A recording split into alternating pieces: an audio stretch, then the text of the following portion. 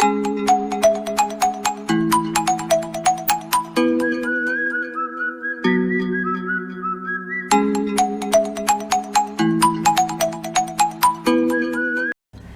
everybody, welcome to the Crochet Lovers Crochet Podcast, episode number 42. Hello everybody, welcome to my channel. So, for those of you who don't know, excuse me, my name's Amelia and I welcome you greatly to my channel. If this is the first video you're watching, I greatly welcome you. I am a teenage crocheter. I have my own business. I am in high school. I am just trying to enjoy life as much as I can, by using crochet as a therapy tool, etc. Okay, I normally don't do intros like that. Oh well, okay. Anyway, let's see. I don't have a lot to show you guys this week. I really haven't been crocheting a lot. I lost my crojo, like mojo, but crojo. I don't know why, I haven't been in the mood to crochet, and I'm currently recording this with a migraine, so sorry if I rushed this video. I also got notice in, oh, never mind, I lost my train of thought again. That happens a lot. Okay, so let's go on with the temperature blanket. So I ended up posting the temperature blanket video on Sunday, which Sunday is normally the days that I post the podcast, and I typically post the temperature blankets either Monday or Tuesday. Like, it doesn't really matter when I post the temperature blanket. Well, like, technically the week restarts for me Wednesday because January 1st was a Wednesday. So, it just doesn't, like, it, whatever. I can't talk.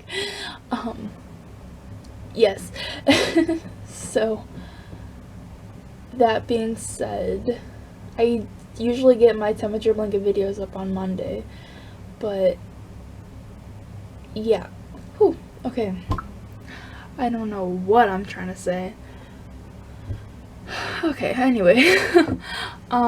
Here's my temperature blanket so far for 2020. This is last week's, and I don't remember where I left off at, but this is last week's. And for those of you guys who don't know, I am doing a square a week and a row a day. So here is what I got so far. And my mom and I were discussing, and we figured out a layout. So I'll discuss that in another temperature blanket video, maybe in the next podcast when I'm feeling a little bit better.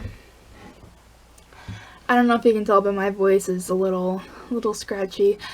My throat's bothering me. I'm getting sick. So this was week 1, week 2, week 3, week 4, and then last week. And then this right here is this week so far. It's just these two colors repeating. And tomorrow would be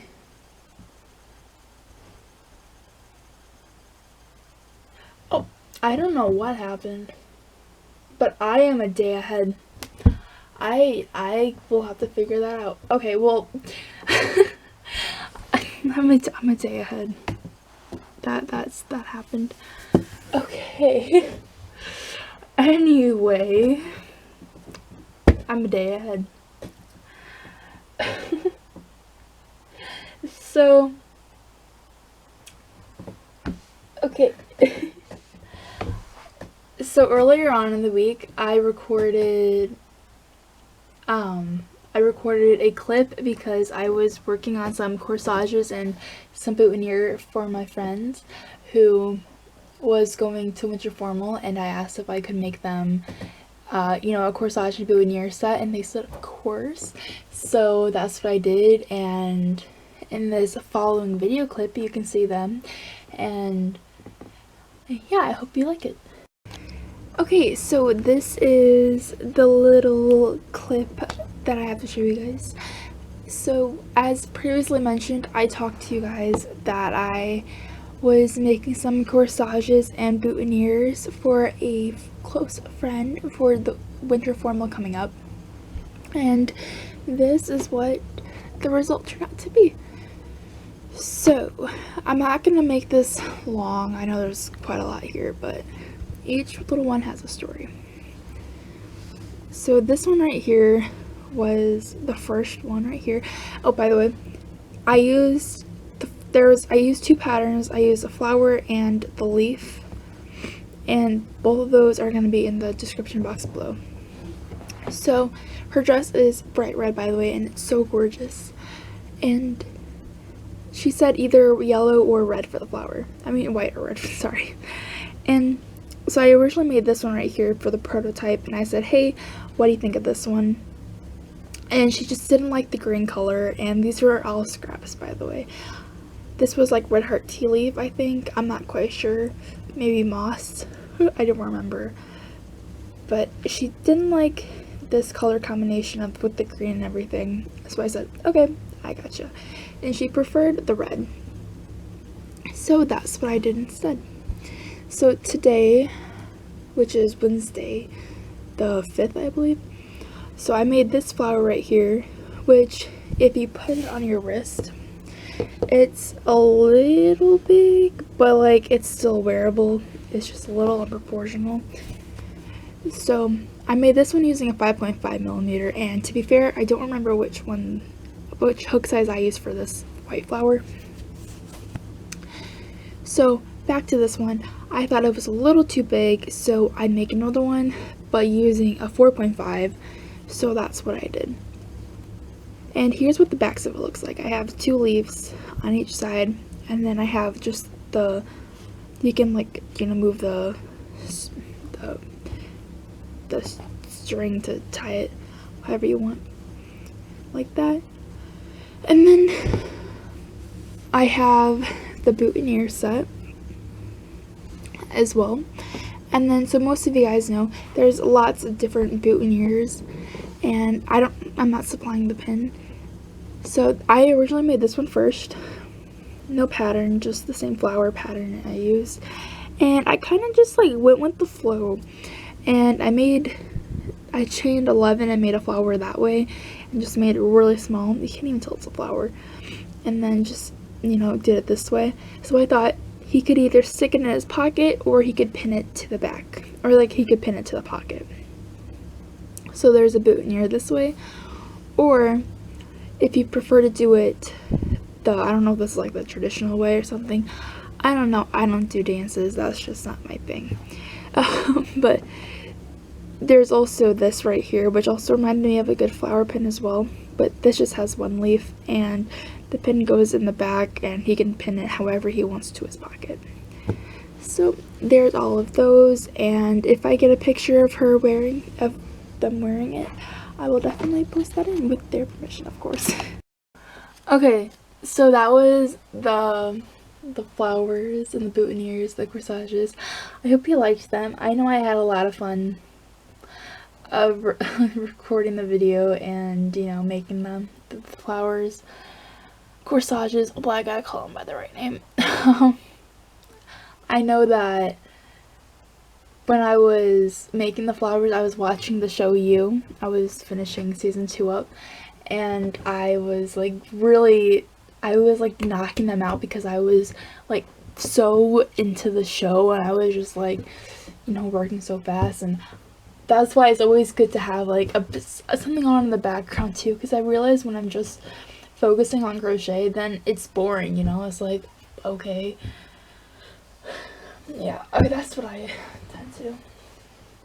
Okay, so this is something that I crocheted yesterday.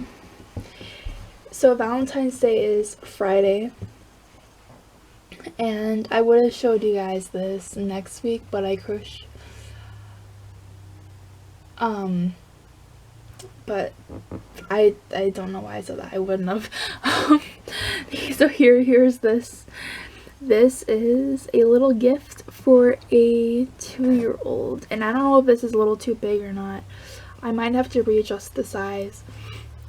I think this is just right though.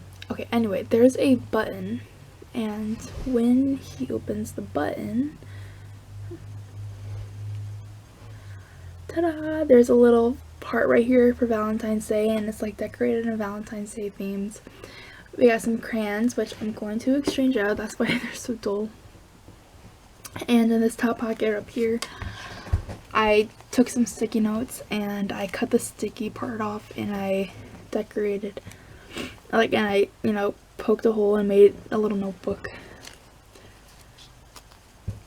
So I don't know what this is exactly called, but I guess this is technically called a wallet. I don't remember where I saw this picture at. I took a screenshot, I think. I don't know. I don't remember if it was from Instagram or Ravelry. Oh, I want to say Instagram. Anyway, but here's what it looked like. I posted, an Instagram post of it when I created this, and I got lots of positive responses, and I'm so excited that everyone liked it. This heart right here, I used a pattern, and if I remember, I'll definitely leave that pattern in the description box below. But other than that, I didn't use a pattern at all.